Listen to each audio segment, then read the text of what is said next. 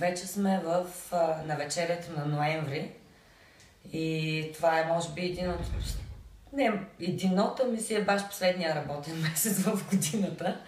Затова днес ще се опитам в рамките на няколко минути да ви дам препоръки, които смятам, че ще ви бъдат полезни през този месец.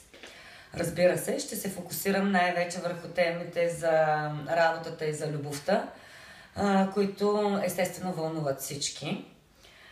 Така, на деловия фронт, общо взето ситуацията ще бъде следната. Докато едни внимателно опипват почвата и едва ли не търсят лаборатория, в която да дадат пробите за анализ, други подробно ще коментират обективните и субективните обстоятелства, ще уточняват, ще проучват, а трети решително и без хитрости ще бързат към финалната линия, което именно и така ще изисква живота от нас през този месец.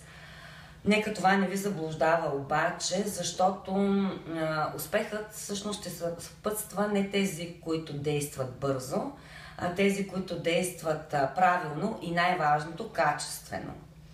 Проверка, препроверка, проверка на проверката, контролна сверка.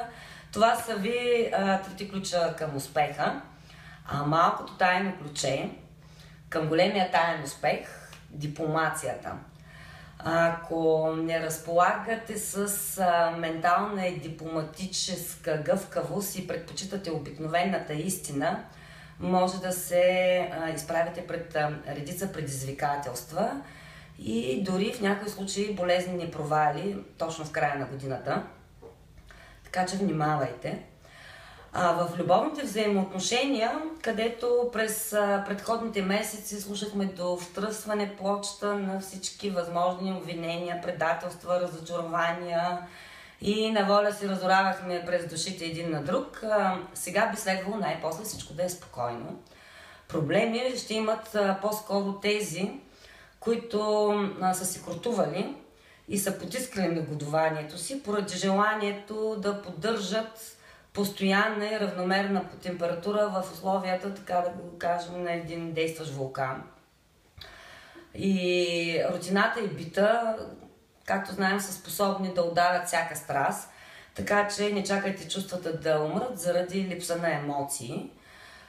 Онези, които умеят на време да направят комплимент, на време да се замълчат и на време да окажат натиск там, където трябва, ще се радват наистина на щастие и взаимност.